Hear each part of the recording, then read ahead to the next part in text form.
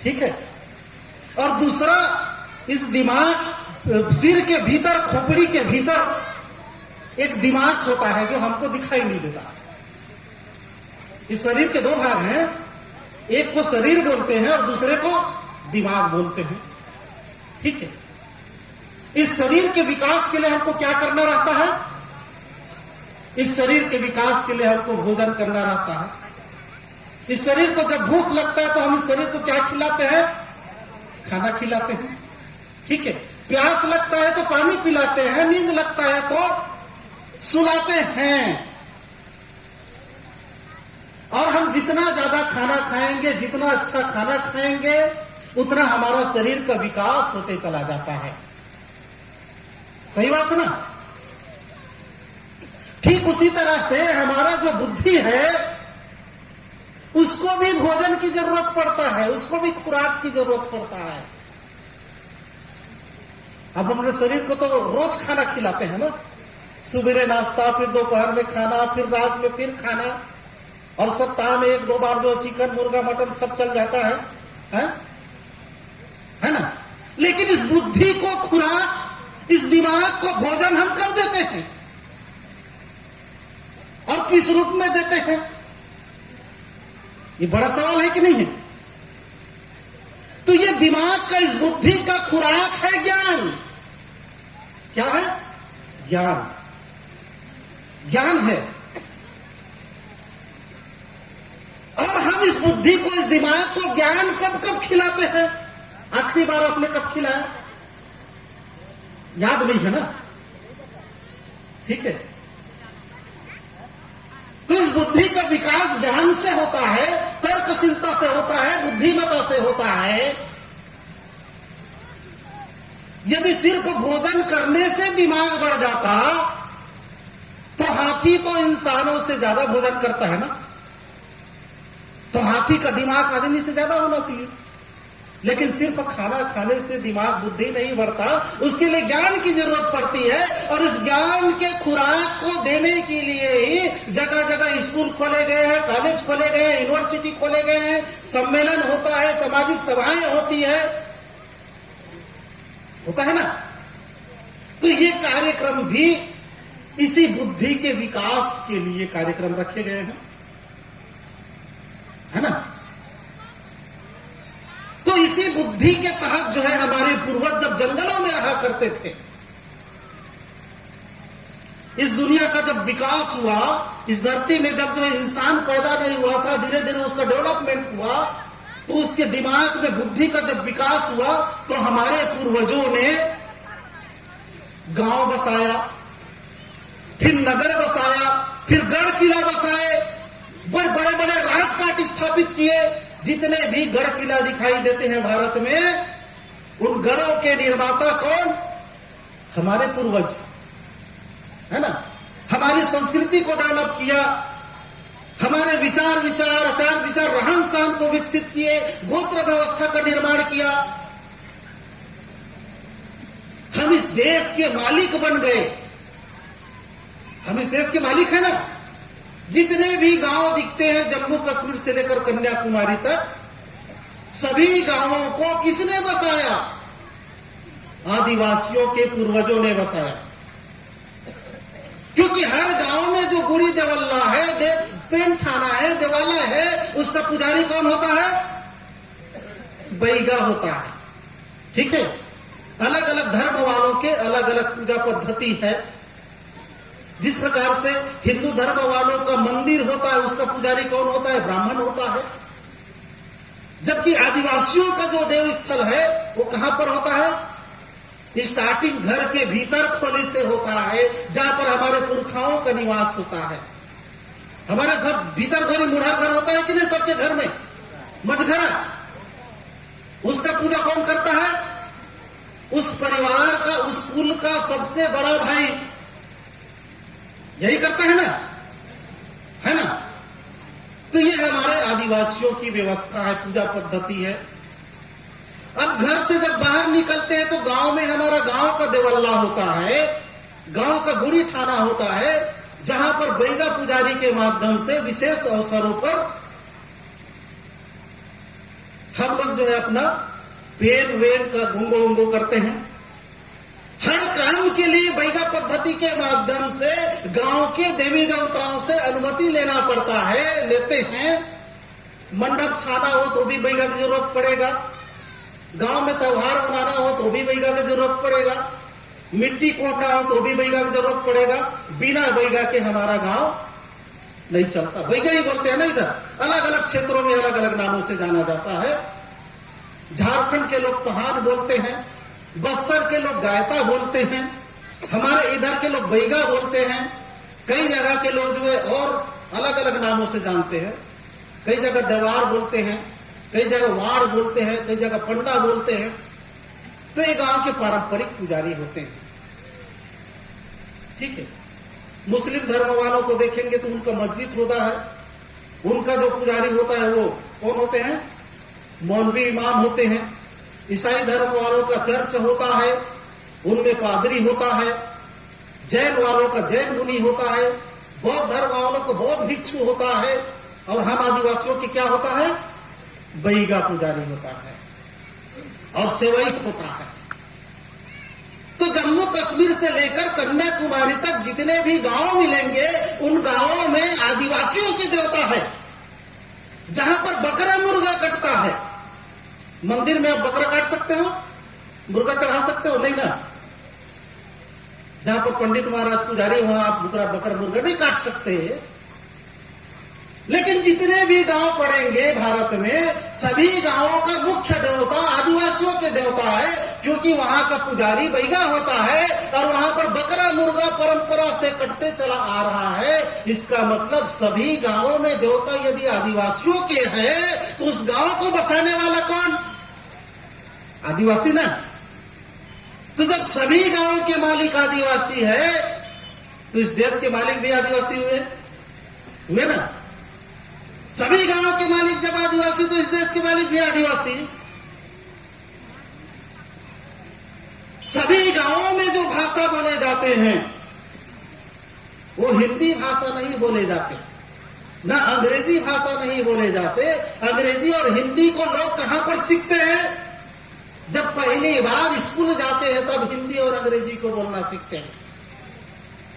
भारत के किसी भी गांव में वहां का पारंपरिक भाषा हिंदी और अंग्रेजी नहीं है, बल्कि वहां रहने वाले आदिवासियों की भाषा है, जिसको उस गांव के लोग बोलते हैं। समझ रहे हैं ना? हिंदी पढ़ना कब सीखे आप लोग? जब स्कूल गए तब सीखे। क्या आपके गांव के लोग शुरू से हिंदी बोलते थे क्या? तो सभी गांवों की जो ओरिजिनल भाषा है, वो भाषा आदिवासियों की भाषा है। तो इस देश की मूल भाषा कौन से हुई? आदिवासियों की भाषा हुई। जब इस देश की मूल भाषा आदिवासियों की है, तो इस देश का मालिक कौन? आदिवासी हुए, है ना। जितने भी गढ़ दिखाई देते हैं, मैहर गढ़ में कौन से देवता है? मैहर में कौन से देवता है? आप लोग सुने होंगे। बहुत से लोग शारदा माई बोलेंगे, है ना। जबकि वहां हिंगलाजनी माई है। हिंगलाजनी माई कैसे पता चलेगा? जब बैगा लोग सुवर्णी करेंगे, अपने मंत्र में उच्चारित करेंगे, चाहे सेवा गीत गाएंगे, तो उसमें आता है कि मैहर के हिंगलाजनी माई तोला सुन रहा हो। ठीक है। कुदरगढ़ में कुदरगढ़ी माई है, चंद्रपुर में चंद्रहासिनी माई है, डोंगरगढ़ में बमलेश्वरी माई है, बमलाई है। ईश्वरी जोड़ करके उसको धार्मिकीकरण कर दिया गया है। तो जितने भी गढ़ देवता है, उस गढ़ देवता में भी बकरा कटता है, वहां भी बैगा पुजारी है। और गढ़ जो है हमारे राजाओं के हुआ करता था। तो भारत में जितने भी गढ़ हैं, उन गढ़ों के पुजारी बैगा ही होते थे, और उस गढ़ों के मालिक भी आदिवासी होते थे।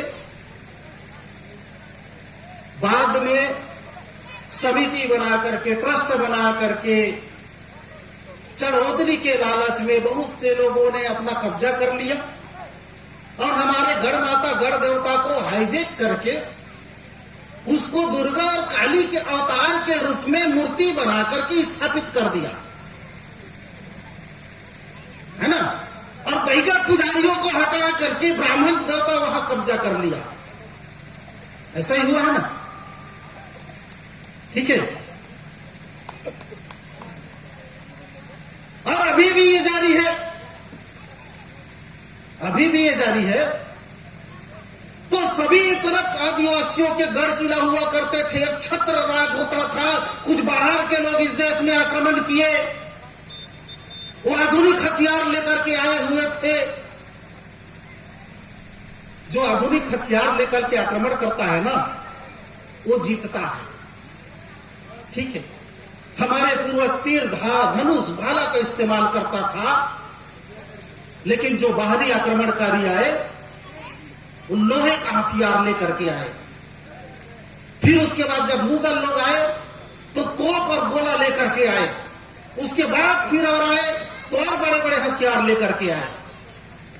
हमारे पूर्वजों के गढ़ किला सिंधु घाटी की सभ्यता को नष्ट करके लगातार हमको खदेड़ते गए और हमारे पूर्वज जहां भी जाता था वहां पर नया राजपाट खड़ा कर देता था। एक बार नहीं, कई बार।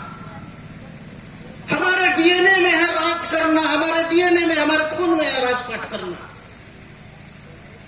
कितनों बार विस्थापित किए, अपने जगह को छोड़ करके भागता था और जहां पर जाता था वहीं पर राजपाट खड़ा कर देता था। इतनी योग्यता है हमारे पूर्वजों में थी। कभी हारते नहीं थे, भले जो है पीछे हट जाते थे, लेकिन हारते नहीं थे। इसी कारण से आदिवासियों को आज तक किसी ने नहीं हरा पाया। इसी कारण से आज तक आदिवासियों की संस्कृति में कोई घुसपैठ नहीं कर पाया। इसीलिए आदिवासियों की संस्कृति आज भी सुरक्षित है। सही है कि नहीं है? है ना? आदिवासियों की संस्कृति में आज तक कोई घुसपैठ नहीं कर पाया। हमारे राजा महाराजा बार बार हारते थे, लेकिन फिर भी राजपाट खड़ा कर लेते थे। तो दुश्मनों ने सोचा कि ये हारता क्यों नहीं है भाई? इतना प्रताड़ित करने के बाद, इतना भगाने के बाद भी हारता क्यों नहीं है? तो उन्होंने देखा कि आदिवासी अपने पुरखा शक्ति के दम पर चलता है, अपने पूर्वजों की ताकत पर चलता है। बनारस में शंभू शेख का जो स्थान है, जिसको महाकाल कहते हैं, ठीक है, वो दरअसल बात शंभू शेख का ठाना है। बनारस मतलब जो है बाना बजाने वालों का स्थल। वहां पर हमारे परघनिया लोग बैठ करके जब बाना बजाते थे तो हमारा बूढ़ा देव फड़ापेर वहां पर जागृत होता था, ठीक है। तो उन्होंने सोचा कि इसी शक्ति के कारण से आदिवासी नहीं हारता है। उसको उन्होंने पहले कब्जा किया और कब्जा करके उसको हिंदू धर्म का तीर्थ स्थल बनाया। बैगा पुजारी वहां से भगा दिए गए, ठीक है। इस प्रकार से धीरे धीरे करके सभी गढ़ों पर कब्जा कर लिए और गढ़ों पर कब्जा करने के बाद अब गांव के गुड़ी देवल्ला में कब्जा करने की साजिश चल रहा है। कई तो गांव में मंदिर बनना शुरू हो चुका है और गांव को कब्जा करने के बाद आपके भीतर खोली में कब्जा किया जाएगा। यदि आपके भीतर खोली में कोई बाहरी पुजारी आकर के पूजा करे तो क्या आपका देवता स्वीकार करेगा? नहीं करेगा ना। अरे भीतर खोली में कोई बाहरी पुजारी तो छोड़ो, अपने ही गांव का कोई दूसरा आदमी नहीं घुस सकता। अपने परिवार की जो बेटी विवाह होकर के दूसरे गोत्र में चली गई है, वो भी जब मैके आती है तो भीतर खोली में नहीं जाती है, तो बाहरी पुजारी उसका कैसे पूजा करेगा? लेकिन वो सब चीज आप लोगों ने शुरू कर दिया है।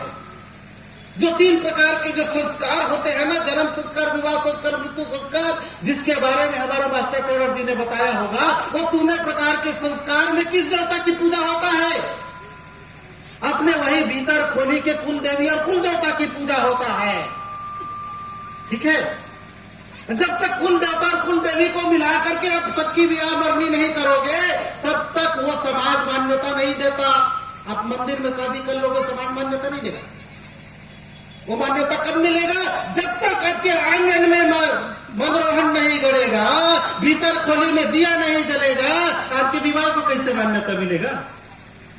सही बोल रहा हूं ना, है ना? जब तक जो है ढेड़ा ढेड़ी लोग नहीं आएंगे, तब तक तीनों प्रकार के संस्कार कैसे होगा? जन्म संस्कार में भी मामा मामी की जरूरत पड़ता है, फूफा फूफी की जरूरत पड़ता है, बुआ क्या बोलते हैं इधर, बुआ को और फूफा को फुआ, फुआ वो फूफा है ना। इनके बगैर कोई विवाह होता है क्या? जन्म संस्कार होता है। समधी गोत्र वालों के बगैर जो है चंदन पान भी नहीं होता। तीन प्रकार के संस्कार है, तीनों प्रकार के संस्कार ये समधी गोत्र वालों के बगैर नहीं होता। इसलिए कोई समधी से दुश्मनी नहीं मोल ले सकता। जो समधी से दुश्मनी मोल लिया सब जो समाज से ऊपर उठ गया है। इसलिए समधी लोग भाव खाते होंगे, आपको आते होंगे तो समधी महाराज आए हो, चल एक बोतल निकाल, ठीक है। और समधी महाराज को कभी जो उठाते भी नहीं है, क्योंकि उसके बगैर कांटा अटका हुआ है ना। समधी नहीं आएगा तो हम अपने बच्चों की शादी भी अभी नहीं कर पाएंगे, ठीक है। तो ये हमारे पूर्वजों की व्यवस्था किसने बनाया? हमारे पूर्वजों ने बनाया। एक चीज और इसमें बड़ा अच्छी चीज बनाया उन्होंने। आज के जो लड़के लड़कियां हैं वो जब कॉलेज जाते हैं, चाहे पढ़ने जाते हैं, तो उसको क्या लगता है हमारे समाज में तो मैं और मेरे लायक कोई लड़की नहीं है या लड़का नहीं है शादी करने के लिए। ऐसा ही होता है ना, है? लेकिन हमारे व्यवस्था में क्या था, बचपन से ही मामा मामी लोग या बुआ फूफा लोग क्या करते थे, दमाद बाबू घर आए या लड़की जाती थी तो बहुरिया घर आई। ये जोगने का रिश्ता है कि नहीं? अपने मामा मामी के जो लड़की या लड़का है उसको जोगा जाते हैं कि नहीं? मजाक किया जाता है कि नहीं? करते हैं कि नहीं? मेरे को हाथ उठाइए। दमाद बाबू आए हैं चाहे बोलो बहुरिया है, ये करके आते हैं, बोलते हैं ना। तो जो कि समधी गोत्र वाले लोग हैं और समधी गोत्र वाले जो लड़के लड़कियां हैं वही आगे चल करके हमारे परिवार की कुल वधू बनने वाली है। यही सिस्टम है ना। लेकिन अब इसका उल्टा हो जा रहा है। मामा मामी के जो बेटा बेटी है या बुआ और फूफा के जो बेटा बेटी है उसको तो आप बचपन से ही बहन बना लिए, भैया बना लिए। बहन बोलते हैं ना आजकल के उसमें। अब समधी गोत्र वाले की बेटी को आप बहन बना लिए, भाई बना लिए, तो कौन से गोत्र से शादी करके लाओगे आप? ऐसा कोई गोत्र बचा? यही से गड़बड़ी शुरू हुआ। मजाक करने का रिश्ता समाज ने लाइसेंस बना करके दे दिया आपको कि भाई आप जो है यदि गोई हो गोइया हो तो आपस में मजाक कर सकते हो। रिश्ता बनता है, समाज को लगेगा तो आपको बर ब्याह कर देगा। अब उसको भाई बना दिया, बहन बना दिया, अब आदमी दूसरे तरफ नजर गड़ाएगा, तो समाज की व्यवस्था बिगड़ेगा ना। तो ये सारा व्यवस्था हमारे पूर्वजों ने बनाया, ठीक है। इस प्रकार से महान जो हमारी सभ्यता थी, संस्कृति थे, वो लगातार फलते फूलते चले गया। बड़े बड़े गढ़ किला खड़े हो गए, राजपाट करने लगे, कभी हारते नहीं थे। फिर अंग्रेज लोग आए तो उनके खिलाफ आंदोलन हुआ, लड़ाई हुआ, लगातार जो है लड़ाई लड़ते लड़ते कई पीढ़ी में अनेकों लाखों जो है हमारे पूर्वजों ने कुर्बानियां दी, बलिदानियां दी। उसके बाद आजाद हुआ देश। जब देश आजाद हुआ तो हमको मिले जमीन, कितना कितना मिला होगा? 60 एकड़ 70 एकड़ जमीन मिले। आजादी से पहले आपके पास कितना जमीन था? जिधर देखो उधर अपना ही जमीन था। पूरा पहाड़ हमारा, पूरा नदी हमारा, पूरा गांव हमारा था कि नहीं था? आजादी के पास कितना जमीन मिला? 60 एकड़ 70 एकड़ जमीन मिला। किसी को 50 एकड़ जमीन मिला, किसी को 40 एकड़ जमीन मिला ना। आजादी को हुए कितना साल हो गए? 75 साल है ना। 75 साल में ही आपके 70 एकड़ जमीन कितना बचे हैं? कितना पीढ़ी होता है 70 साल मतलब? 3 पीढ़ी ना। आजादी को कितना पीढ़ी हुआ है? 3 पीढ़ी हुआ है। 3 पीढ़ी पहले आपके पास 60 एकड़ 70 एकड़ जमीन हुआ करता था। लगातार पीढ़ी दर पीढ़ी बंटवारे में यदि एक बाप के 4 बेटा 40 एकड़ को 4 भागों में बांटे तो कितना हुआ? 10 एकड़, पहला पीढ़ी में 10 एकड़ हो गया, दूसरा पीढ़ी में फिर 4 भागों में बांटा, 4 बेटों में, तो कितना हुआ? 2.5 एकड़। तो 2.5 एकड़ आपके पास जमीन बचे हैं। तीसरा पीढ़ी में कितना बचेगा? डिसमिल में बंटवारा होगा ना। फिर चौथा पीढ़ी में कितना जमीन बचेगा? वहां भी तो बंटवारा होगा ना। मात्र 3 पीढ़ी में सारे जमीन खत्म। शुरू में हमारे पुरखा को लगता था कि यार 60 एकड़ बहुत जमीन है, नौकरी जब लगता था ना तो नौकरी करने नहीं जाता था, इतना जमीन को कौन कमाएगा बोलता था, है? यही होता था ना। इतना जमीन को कोई जो है बीड़ी माखूर में जो है किसी को बेच देता था, एक बोतल दारू में जमीन बेच दिया, है? गांव में कोई मंगन आए, मांगने के लिए आए, है ना, उसको भविष्यवाणी कर दिया कि तोर दूठी लड़का हो ही, वो में एक जना बड़ा होशियार हो, ओकर बदले में ले महाराज 2 एकड़ जमीन लते कमावे। ऐसा भी हुआ है ना, है? बीड़ी माखुर चौंकी में जो है जमीन को दे दिए हमारे पूर्वज। 3 पीढ़ी में जमीन खत्म, 70 साल में जमीन खत्म, तो अगले 70 साल तक कितना जमीन बचेगा? अगले 70 साल तक ही जीना है कि लाखों साल जीना है? लाखों साल जीना है ना। और लाखों साल जीने के लिए जमीन नहीं होगा तो क्या आप गांव में रहोगे? जमीन नहीं रहेगा तो कोई गांव में रहेगा? गांव में कोई नहीं रहेगा ना। रोजगार की तलाश में सब शहर की तरफ जाएंगे। जब सभी किसानों के पास जमीन नहीं होगा तो सभी किसान खेती करना बंद कर देंगे। करेंगे? जमीन नहीं रहेगा तो किसमें खेती करेंगे? न जमीन बनाने के लिए घर बचेगा, न खेती करने के लिए जमीन बचेगा, न घर बनाने के लिए जमीन बचेगा। मरने के बाद दफनाने के लिए भी जमीन नहीं बचेगा।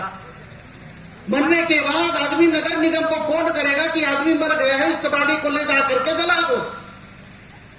उसका गाड़ी आएगा और 20,000 रुपया का पर्ची काटेगा और 20,000 दोगे तब आपके बॉडी को जलाएगा। फ्री में कोई जलाने वाला नहीं। स्थिति आ सकता है कि नहीं, है? दफनाने के लिए जगह नहीं रहेगा तो कहां जलाना पड़ेगा?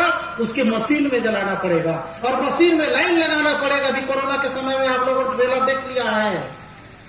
अपने परिजनों को डेड बॉडी को जलाने के लिए कितना लाइन लगता था। 25-25 हजार रुपए में एक बॉडी को जलाया जा रहा था। आदमी के पास खाने के लिए पैसा नहीं होगा तो परिजनों को जलाने के लिए रुपया कहां से आएगा? है ना।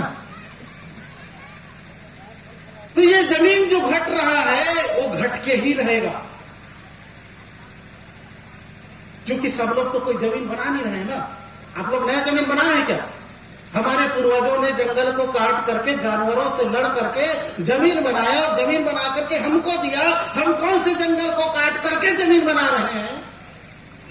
तो कि आगे वाला पीढ़ी को देंगे। भारत में जितने भी किसान हैं सभी किसान खेती करना बंद कर देंगे। लेकिन क्या सब लोग खाना बंद कर देंगे? क्या लोग खेती नहीं करेंगे तो भी खाना बंद नहीं कर सकते। भोजन की जरूरत हमेशा पड़ी रहेगी, और भोजन सिर्फ जमीन में ही पैदा होता है। लोहे की फैक्ट्री में पैदा नहीं होता, कपड़े के उद्योग में भोजन पैदा नहीं होता। उसके लिए जमीन ही चाहिए, और जमीन किसी के पास होगा नहीं तो भोजन कौन बनाएगा? पता है, बड़े बड़े उद्योगपति अपने उद्योग की शकल में अनाज पैदा करेगा।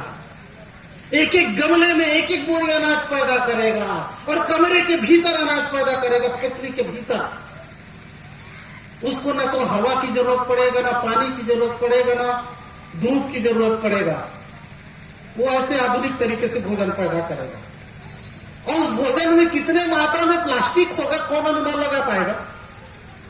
जरूरी थोड़ी है कि भोजन जब वो पैदा करेगा तो जमीन से ही पैदा करे। हो सकता है प्लास्टिक का चावल बना के बेचे, ऐसा भी तो हो सकता है ना। प्लास्टिक का अंडा बाजार में आ चुका है, प्लास्टिक का गोभी बाजार में आ चुका है, प्लास्टिक का दूध बाजार में आ चुका है। पता नहीं चलेगा, एक जैसा स्वाद रहेगा और पच भी जाएगा पेट में। है? हो रहा है कि नहीं हो रहा है? 100 लीटर पानी में 1 चम्मच रसायन मिलाने से 100 लीटर दूध बन जाता है। कितना खतरनाक स्थिति चल रहा है। जितना पूरे देश में गाय नहीं, उससे ज्यादा घी बिक रहा है। हाँ? जितना सरसों पैदा नहीं हो रहा है, उससे ज्यादा सरसों तेल बिक रहा है। फैक्ट्री में जब पैदा होगा अनाज, तो किस तरीके से अनाज पैदा होगा, अनुमान लगा के देखिए। जब अपना खुद का पैदा किया हुआ तेल, धान, अनाज खाते हैं, तब तो 10 बीमारी है। फैक्ट्री में पैदा हुआ भोजन खाएंगे तो कितना बीमारी होगा, भयानक बीमारी हो सकता है ना, है ना। तो पैकेट में आएगा भोजन का पैकेट, खाना बनाने के लिए भी जगह नहीं होगा ना। जब आदमी के पास जो घर बनाने के लिए जगह नहीं होगा, तो अलग से रसोई बनाने के लिए जगह होगा क्या? रसोई घर भी नहीं होगा, तो खाना बनाएगा ही नहीं। बना बुनाया भोजन का पैकेट दुकान से खरीदेगा, चलते चलते खाएगा, काम करेगा, और रात में सोने के लिए अपना जगह गोसेगा शहर में। शहर में कहां पर सोएगा? रेलवे स्टेशन, बस स्टेशन में रुमाल फेंक के जगह गोसेगा, ये मेरा जगह है, तुम मत सोना। जैसे अभी बस में चढ़ते हैं, रेलवे में जाते हैं ना, तो आदमी पहले से रुमाल फेंक करके जगह गोसता है, मेरा जगह है, मत बैठना। रात में सोने के लिए आदमी शहर में जब भीड़ बढ़ेगा, तो जगह फेंक करके, रुमाल फेंक करके आदमी अपना सोने के लिए जगह की व्यवस्था करेगा।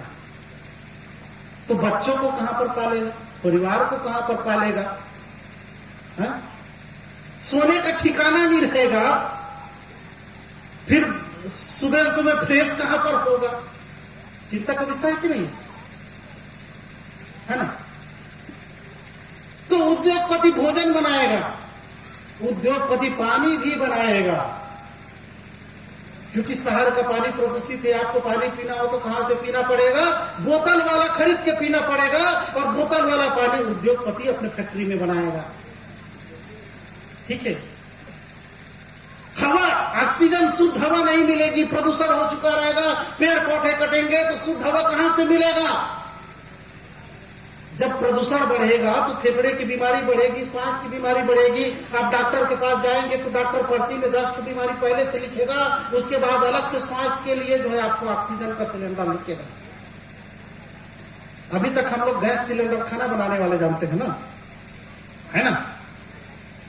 ठीक है, लकड़ी से बनाते थे, कोई झंझट नहीं रहता था। शुरू में बोला गया कि बहुत सस्ता है गैस सिलेंडर, सब लोग गैस सिलेंडर लिए, उसके बाद लकड़ी भी खत्म और गैस सिलेंडर भी खत्म दोनों खत्म ना। तो डॉक्टर पर्ची में लिखेगा कि भाई आपको 10 बीमारी है, आपको किडनी भी खराब है, शुगर भी है, बीपी भी है, और सबका दवा खाना पड़ेगा। समय पर दवा खाना नहीं खाओगे तो कभी भी हार्ट अटैक हो सकता है, किडनी फेल हो सकता है।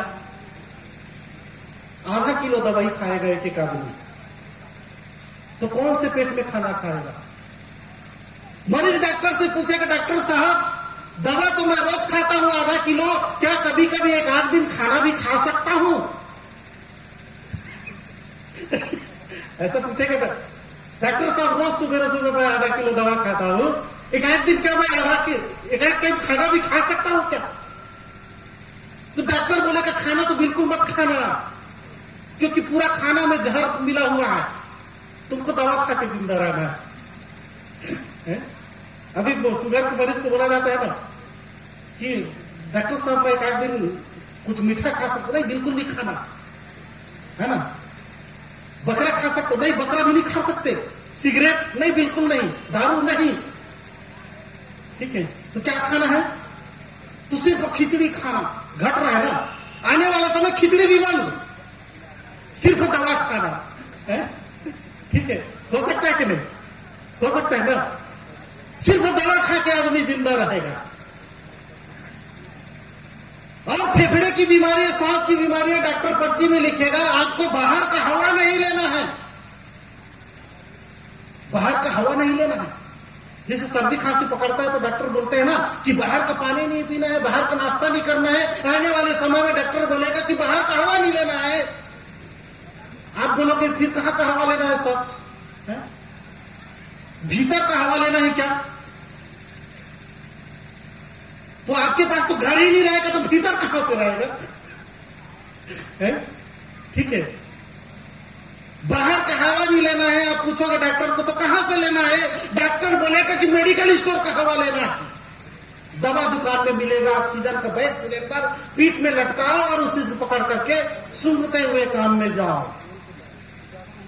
ठीक है, तो ये भोजन, हवा और पानी और औषधि, इसको कौन बनाता है? कुदरत बनाता है, प्रकृति बनाता है। पानी को किसने बनाया? प्रकृति ने बनाया ना। जिसको प्रकृति ने बनाया है वो खरीदने और बेचने की वस्तु नहीं है। इस धरती में इंसान एक ऐसा प्राणी है जो पानी को खरीदता और बेचता है। इस धरती में अन्य कोई जीव जंतु नहीं है जो पानी को खरीदता और बेचता हो, फिर भी वो प्यासा नहीं मरता है? इस धरती में इंसान एक ऐसा प्राणी है जो भोजन को खरीदता और बेचता है, फिर भी भूख नहीं मिटता है। किसी भी जीव जंतु, चिड़िया, चुरगुन, चींटी, मटवारी, किसी को देख लीजिए, कोई भी भोजन को खरीदता बेचता नहीं है, फिर भी वो भूख नहीं मरता। मरता है क्या कोई भूख? कोई जीव जंतु नहीं मरता ना। उसके लिए भोजन खरीदने का कोई दुकान नहीं है। फिर भी तो ये हवा, पानी, भोजन और औषधि ये कुदरत पहले से बना करके रखा हुआ है, लेकिन अब उस सारे चीज को हाईजेक कौन कर लेगा? उद्योगपति करेगा। उद्योगपति अपने फैक्ट्री में भोजन पैदा करेगा, उद्योगपति अपने फैक्ट्री में पानी पैदा करेगा, उद्योगपति अपनी फैक्ट्री में हवा पैदा करेगा, उद्योगपति अपनी फैक्ट्री में औषधि, दवाई पैदा करेगा। सारा चीज उद्योगपति पैदा करेगा, तो इस धरती का भगवान कौन हो जाएगा? उद्योगपति। हमारे महात्मा रावण बोला करते थे, रामलीला देखे होंगे तो पता होगा, रावण क्या बोलते थे? वरुण देव मेरे घर में पानी भरता है, पवन देव हवा करता है, इंद्र देव पानी गिराता है, सूर्य देव प्रकाश करता है। ऐसा रावण का डायलॉग सुने ना? क्यों बोलते थे? क्योंकि महात्मा रावण ने इंद्र को परास्त किया था, आर्यों की सारी सेना को परास्त किया था, उसके अधीन में थे, इसलिए वो बोलते थे। लेकिन आने वाले समय में उद्योगपति बोलेगा, पानी मैं पैदा करता हूं, हवा मैं पैदा करता हूं, भोजन मैं पैदा करता हूं। मंगल ग्रह में वो मानव बसाने की तैयारी कर रहा है। तो इस धरती का भगवान कौन? उद्योगपति होगा। और हम सब लोग क्या होंगे? उस उद्योगपति के दाना पानी पर पलने वाले लोग होंगे। किसी भी जीव जंतु को पालना हो तो किस चीज की जरूरत पड़ता है? दाना और पानी की जरूरत पड़ता है। हम मुर्गी पालते हैं तो उसको क्या देते हैं? चारा पानी देते हैं ना। बकरा को पालते हैं तो चारा पानी उतना ही चाहिए उसको। उसको कपड़ा लत्ता भी देते हैं क्या? नहीं, बस चारा पानी दे दो, वो पालतू बन जाता है। चारा पानी के दम पर शेर भालू को भी पाल सकते हैं, हाथी घोड़ा को भी पाल सकते हैं। चारा पानी में इतना दम है ना। चारा पानी दे करके इस धरती में किसी भी जानवर को पाला जा सकता है, चाहे वो कितना भी खतरनाक हो। तो बड़े बड़े उद्योगपति हमको भी चारा पानी दे करके पालेगा, वो हमको मारेगा नहीं, क्योंकि हमको मार देगा तो उसके काम कौन करेगा, उसका सामान कौन खरीदेगा? वो जनसंख्या बढ़ाएगा।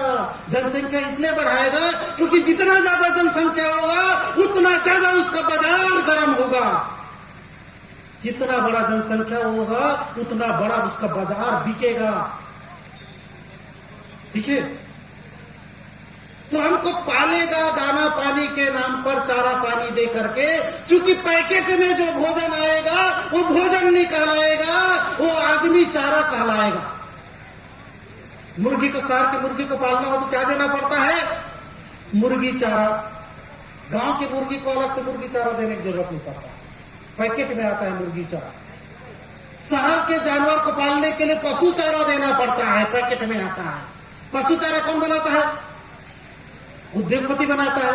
मुर्गी चारा कौन बनाता है? उद्योगपति बनाता है। मछली चारा कौन बनाता है? उद्योगपति बनाता है। तो जब भोजन और पानी पैकेट में आएगा तो आदमी चारा कहलाएगा, और हम आदमी चारा पी करके खा करके जीवित रहेंगे, और रात में सोएंगे कहां? पिंजड़ा नुमा छोटे छोटे सोने के लिए बिस्तर लगे रहेंगे। जैसा कि हांगकांग में बना हुआ है।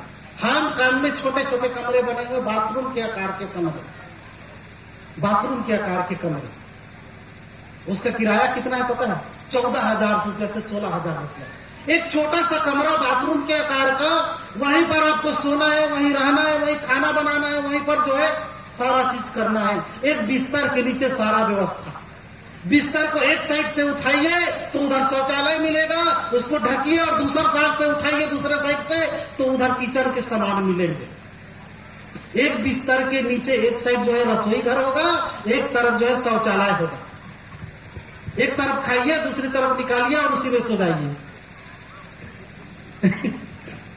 होगा कि नहीं होगा? ऐसा बना बनाया है भाई। आप लोग गूगल में सर्च करिएगा, हांगकांग में caffeine house. Caffeine house, caffeine house का मतलब होता है ताबूत घर। ताबूत मतलब होता है जो डेड बॉडी होता है ना, लकड़ी का बक्सा होता है जिसमें बॉडी को रख करके दफनाने के लिए जाता है, उसको ताबूत बोलते हैं। अंग्रेजी में उसको कैफिन बोलते हैं। तो हांगकांग में कैफिन हाउस बने हुए हैं। मैं जितना बता रहा हूं उससे भी ज्यादा खतरनाक फोटो है इसमें। तो ये परिस्थिति भविष्य में आने वाला है। ठीक है, जब 70 साल में ही जमीन खत्म हो गए तो अगले 70 साल में कुछ नहीं बचेगा। भीषण आर्थिक संकट आने वाला है, भीषण गुलामी आने वाला है। और जब भीषण गुलामी आएगा तो कोई भी कानून, कोई भी संविधान, कोई भी नियम हमको नहीं बचा पाएगा, क्योंकि कानून, नियम, संविधान, शासन, सत्ता सब स्थायी है, कोई भी स्थायी नहीं है। कभी भी सत्ता पलट करके तानाशाह हो सकता है। श्रीलंका में आप लोगों ने देख लिया, तालिबान में आप लोगों ने देखा ना, अफगानिस्तान में वह लोकतंत्र था, कब्जा करके वहां पर दूसरा सिस्टम आ गया। आने वाले समय में किसको जिंदा रखना है, किसको मारना है, ये कौन तय करेगा? उद्योगपति तय करेगा। जब बुढ़ा आ जाएगा उसको इलाज करने के लिए हॉस्पिटल नहीं होंगे, उसको इलाज करने के लिए व्यवस्था नहीं होगी, उसको इंजेक्शन लगा के मार दिया जाएगा। कचरा समझ करके उसको धरती से हटा दिया जाएगा। ऐसा होगा कि नहीं होगा? मैं जो बोल रहा हूं सच्चाई है कि नहीं है? कितने लोग सहमत हैं इस बात से? हाथ उठाएंगे। सब लोग सहमत हैं। इसमें कोई अतिशयोक्ति बढ़ा चढ़ा के बोल रहा है ऐसा तो नहीं लग रहा है। हो क्या है ना, क्योंकि घटते हुए जमीन को कोई नहीं रोक सकता, प्रदूषित हुए पानी को कोई नहीं रोक सकता, प्रदूषण जो हो रहा है ऑक्सीजन को कोई नहीं रोक सकता। हम अपने समाज का राष्ट्रपति भी बना दे, प्रधानमंत्री बना दे, तो भी आदिवासियों को उनका सत्ता वापस नहीं दिला सकता, है ना। तो हम लोग आखिरी पीढ़ी के लोग हैं इसको बचाने के लिए, क्योंकि हमारे पास छोटा मोटा जमीन का टुकड़ा बचा है। हमारे जस्ट आने वाला पीढ़ी को कोई मतलब नहीं होगा, क्योंकि अभी हमारा बच्चा बोलना बाद में सीखता है, पहले कार्टून और मोबाइल चलाना सीख जाता है। आपका पासवर्ड भूल जाओगे, लेकिन आपका बच्चा पासवर्ड नहीं भूलेगा, है ना। वो हाईटेक दुनिया में जीने वाला है, उसको समाज, संस्कृति, पूजा पाठ कुछ समझ में आएगा क्या भविष्य में? नहीं आने वाला। और आप जिस मकान को घर बना करके रखे हुए हो, उस मकान में भी नहीं रहने वाला। वो कलकत्ता, दिल्ली, बड़े बड़े शहरों में जाएगा, विदेशों में जाएगा। तो वो समाज को नहीं बचा सकता। उसको कौन बचाएगा? हम आखिरी पीढ़ी के लोग हैं। इसीलिए ये व्यवस्था बनाया गया है। तो साथियों, इस प्रकार से संगीतकार लोग है क्या, एक तो गीत होगी, थोड़ा तैयार रहिए।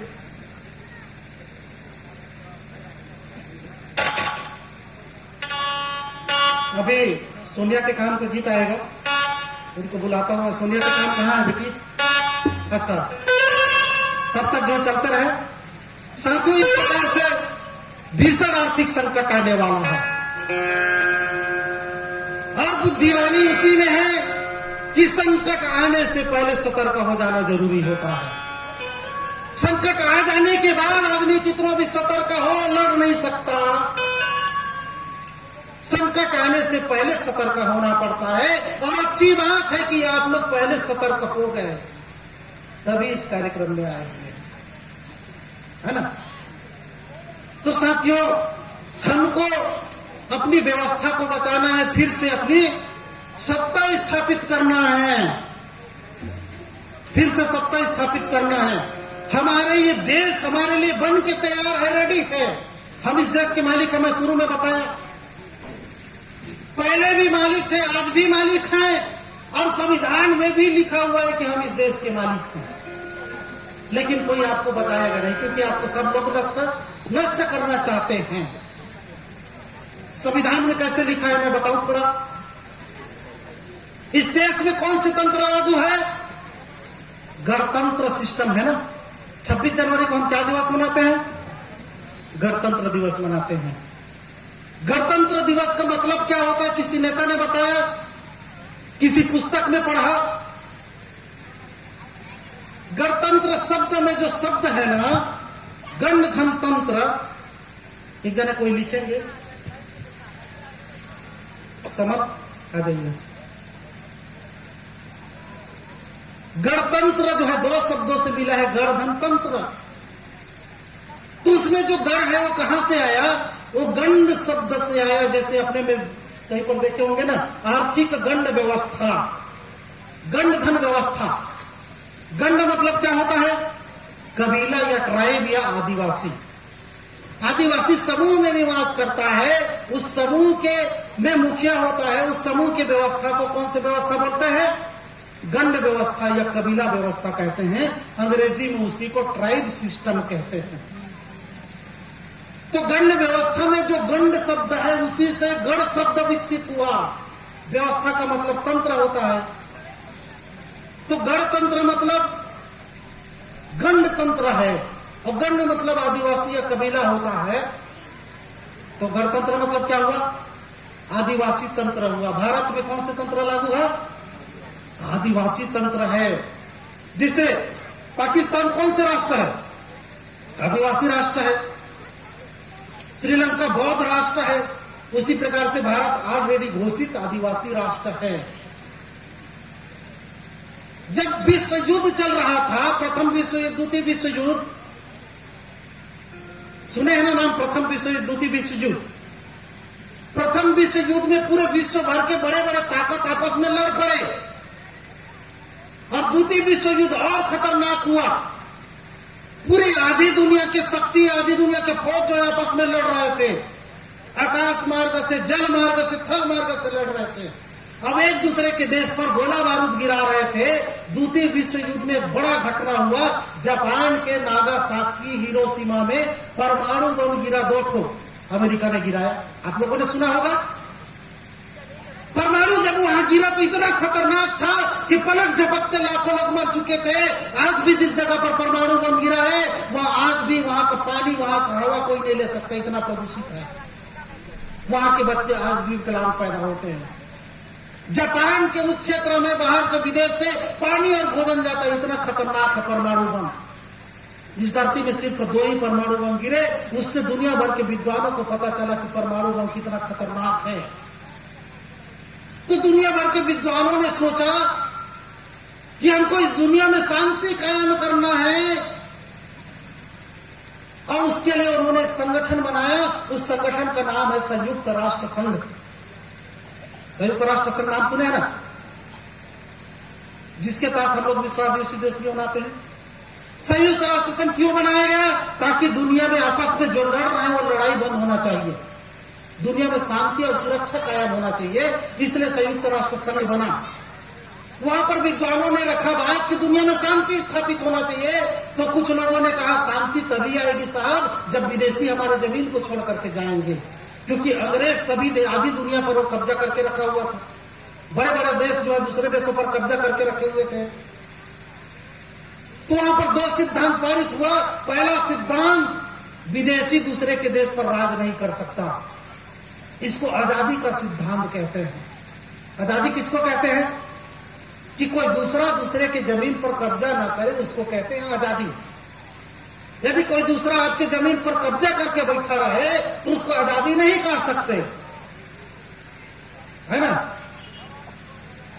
तो पहला प्रस्ताव क्या था कि सभी विदेशियों को अपना मूल वतन जाना पड़ेगा, सभी देश को आजाद करना पड़ेगा, तभी दुनिया में शांति सुरक्षा कायम होगी। लेकिन उसमें दूसरा सवाल ये आया, मान लीजिए विदेशी लोग छोड़ करके चले गए, लेकिन उसी देश के जो शक्तिशाली लोग हैं वो लोग तो कब्जा कर लेंगे ना कमजोर आदमी का जमीन। मान लीजिए अंग्रेज रातों रात इस देश को छोड़ करके चल दिए होते, तो यहाँ के जो बड़े बड़े सामंतवादी लोग हैं वो लोग गरीब लोगों की जमीन कब्जा कर लेते ना। ठाकुर लोग जैसे पिक्चर में देखते ना, ये ठाकुर है, पहले के जमीन पिक्चर वैसे ही बनता था, है ना, कि ठाकुर ने गांव के सब जमीन को कब्जा कर लिया टाइप से नहीं रहता था। वैसे इसी देश के लोग जो जमीन पर कब्जा कर लेते, तो कब्जा ना कर सके इसलिए दूसरा सिद्धांत क्या दिया कि सभी देशों में गणतंत्र स्थापित करना पड़ेगा। तो पहला सिद्धांत था आजादी का सिद्धांत और दूसरा सिद्धांत था गणतंत्र का सिद्धांत। लेकिन विद्वानों को उस समय गणतंत्र समझ में नहीं आया था, बहुत से लोगों को गणतंत्र समझ में नहीं आया था। तो कुछ लोगों ने पूछा भैया ये गणतंत्र होता क्या है, क्योंकि उस समय राजशाही था, तानाशाही था, साम्राज्यवादी ताकत था, गणतंत्र कहीं था नहीं। तो उस समय बताया गया कि गणतंत्र मतलब जो है आदिवासियों की व्यवस्था, कबीला व्यवस्था, दंड व्यवस्था, जिसमें महिलाओं को समान व्यवस्था है, महिलाओं के बराबरी का अधिकार है हमारे व्यवस्था में। न्याय व्यवस्था तो चुटकी बजाते ही साल में हो जाता है, किसी कोर्ट कचहरी अदालत की जाने की जरूरत नहीं पड़ता, गांव के सियान लोग बैठ करके फैसला कर लेते थे। तो ओरिजिनल गणतंत्र कहां से निकल करके आ गया? आदिवासियों की व्यवस्था से गणतंत्र व्यवस्था निकल करके सामने आया, उसी को दुनिया भर में लागू किया गया। इसका मतलब दुनिया में जितने भी गणतंत्र है उसके जनक कौन? आदिवासी गणतंत्र के जनक हैं, है ना। गणतंत्र शब्द का दूसरा अगर देखा जाए, गणतंत्र को और क्या बोलते हैं? लोकतंत्र भी बोलते हैं ना। तो लोकतंत्र मतलब क्या होता है? लोक मतलब क्या होता है? आदिवासियों के गीत को ही लोकगीत कहते हैं, दूसरे के गीत को लोकगीत नहीं कहते। आदिवासियों के संगीत को लोक संगीत कहते हैं, आदिवासियों के नृत्य को लोक नृत्य कहते हैं, आदिवासियों की बोली को लोक बोली कहते हैं। इसका मतलब लोकतंत्र मतलब लोक मतलब आदिवासी, तंत्र मतलब व्यवस्था, तो लोकतंत्र मतलब आदिवासी व्यवस्था हुआ ना। ये दो बातों पर संतुष्ट हो चुके होंगे ना आप लोग। अगर दो बातों पर संतुष्ट नहीं होंगे तो तीसरा बात भी बताता हूं। गणतंत्र लोकतंत्र को और क्या बोलते हैं? जनतंत्र भी बोलते हैं, जनतंत्र बोलते हैं। तो भारत में 4 प्रकार के लोग हैं। पहला सामान्य वर्ग के लोग, और दूसरा अन्य पिछड़ा वर्ग के लोग, और तीसरा अनुसूचित जाति के लोग, और चौथा अनुसूचित जनजाति के लोग। जनजाति किसके लिए प्रयोग होता है? आदिवासियों के लिए। तो जन किसको कहते हैं? आदिवासियों को कहते हैं। जन का अंग्रेजी में ट्राइब होता है। तो भारत में जनतंत्र है, इसका मतलब भारत में आदिवासी तंत्र है कि नहीं? इतने पर भी भरोसा नहीं हो रहा होगा तो एक और बात बताऊंगा। अंग्रेजी में रिपब्लिक कहते हैं, लोकतंत्र को अंग्रेजी में क्या कहते हैं? रिपब्लिक कहते हैं। रिपब्लिक 2 शब्दों से मिलकर बना है, री धन पब्लिक, री धन पब्लिक। पब्लिक मतलब क्या होता है? जनता। जनता किसको बोलते हैं? जिनका आधार कार्ड, जिसको वोटर आईडी बनता है उसको जनता कहते हैं। जिसको वोट देने का पावर होता है उसको जनता कहते हैं। लेकिन जनता 2 प्रकार के हैं, एक तो गांव की ओरिजिनल जनता, और दूसरा जो कमाने खाने आया उसका भी गांव में जो है वोटर आईडी बन गए, वो भी जनता है कि नहीं?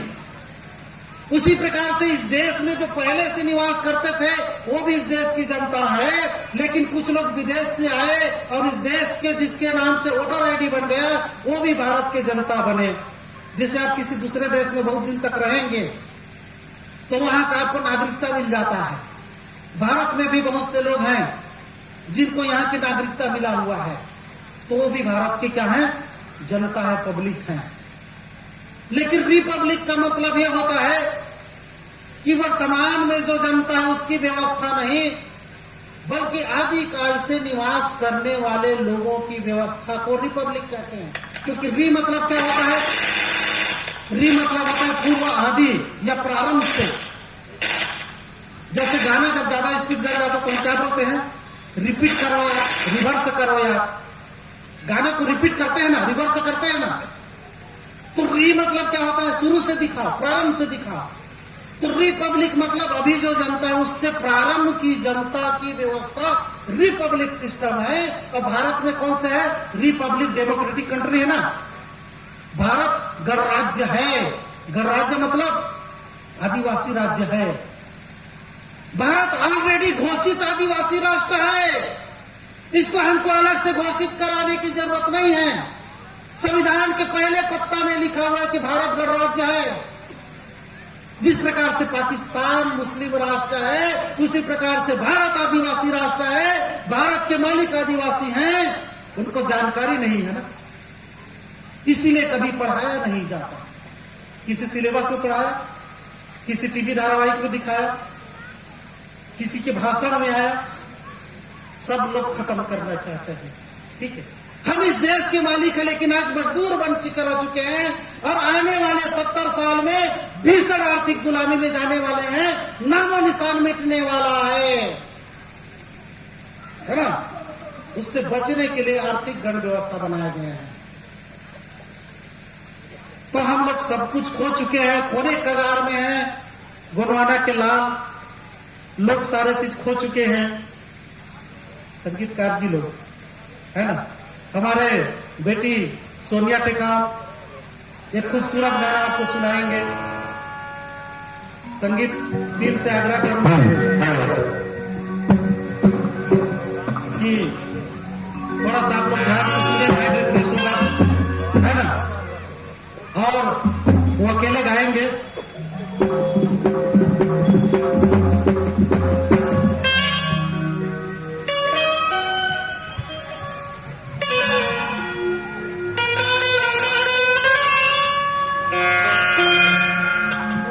स्वागत है।